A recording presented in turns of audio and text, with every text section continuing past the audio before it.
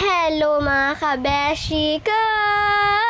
Welcome to my vlog! So for today's video, ito nga po pala mga naging kaganapan ng buwan ng wika sa aming school. At ako nga po pala ay lakambini ng aming section. At ang laka naman po ay si Gabriel. At ayan po, ginagawa na nga po pala yung gagamitin ko pamaypay sa pagrampa. At ang nag-aayos nga po pala ng aking mga gagamitin ay walang iba kundi ang aking mga kapatid, si Ate Krisha at si Ate Machel. At ayan kung ano na pinagdi-design. At syempre po, ako rin po ay ready na. At syempre po, magme-makeup po sa akin kaya na yung Ate Krisa. At ang nakilay naman po sa akin ay si Ate Krisha. Ay magkaiba pong tao, iyan ay para po magkaparehas ang pangalan. At iyan na nga ay bonggang-bongga na. Ay pwede na. Ay mga kabesyo, nung inarikala nga po pala ang saya ko, ay hindi nga po pala ako kasama noon. Dahil po ako po ay nasa West na nagtatraining po ako ng journalism. At nung nga po palang pagka-uwi ko ba, sobrang gulat ko po at napakaganda po ng saya. Ay iyan na nga.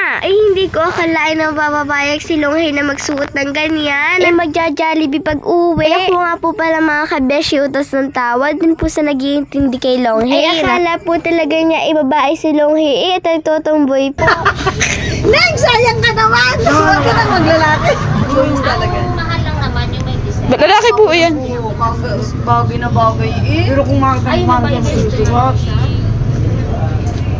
Ano, baka naman ang bunso pag-isipan mo mabuti, anak, aganda mong babae.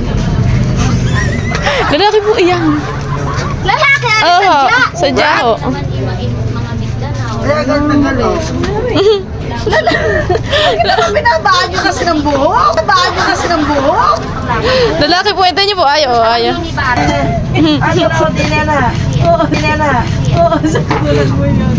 Ay talagang hindi po makamove on si ate. Ay talagang utas ng tawa. Eh kahit ako din po. Ay nung pinapanood ko din po ay utas din po ako ng tawa. At ayan, pupunta na po kami sa aming school. Aba ay kaganda naman. At syempre mas maganda aking napaka-supportive na mother. Ay talagang suportado po siya sa mga gayaan. Basta po masaya at gustong gusto ko po ang ginagawa ko. At ayan na nga po, marami-rami na nga din pong tao dyan. At palapit na din po magsimula. Ay mga kabesyo, hindi nyo nangalaan din pong papanood ang aking pagpapakilala. At sobrang ganda po at meron pa po ako dun pagkanta. Dahil na-delete po yung video kaya yung rampa ko na lang po ang papanoodin nyo. Ay ako na pala ang sunod dito, hindi ko na malayan. Uy, o iyan.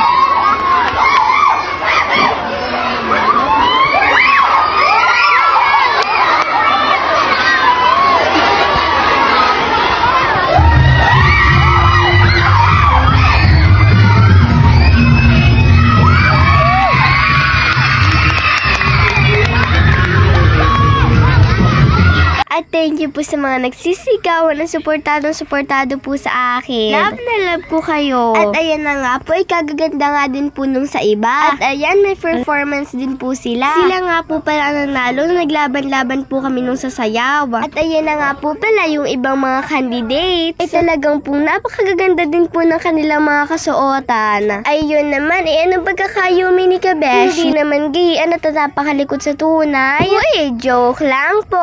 Ay ako nga po pala nalulungkot ng kaunti at si Longhay po ay high school na. Hindi ko na po siya kasama dito sa school. Pero nung araw din po yan ay si Longhay po ay nagsuot din po ng pambuwan ng wika. Ay sa school nga po pala nila ay lahat po ng mga bata ay magsusuot po ng pambuwan ng wika. At bawat section po ay pipili po ng magandang suot, babae at lalaki po. At sila po ang rarampas sa stage. Ay wait lang, aba ay si Kabeshi pala nagkaroon na ng shash. Lakambini pagpapakilala. At ina-award na nga po pala kami dyan nung mga sinalihan po namin nung buwan ng wika. Kagaya po ng pagsulat ng sanaysay, paggagawa ng slogan, at syempre po yung vlog ko po yung nag-practice po kami. Yung pagsasayaw po namin nung katutubong sayaw. Congrats po sa atin. Mga kabeshi, tutuloy ko na po yung kinukwento ko kanina. Si Longhair po ay nakapasok sa top 20 at naging first. Ay kagaling din po ay hindi rin po siya nagpahuli. Ka-award din po siya ng pinakamahusay na paglakad sa entablado suportado siguro po ginamit na naman po niya ang mahiwagang pagrampa niya po sa stage. Ay alam niyo naman po sa mga vlog ko pag narampa po siya, ay talagang papanalo niya po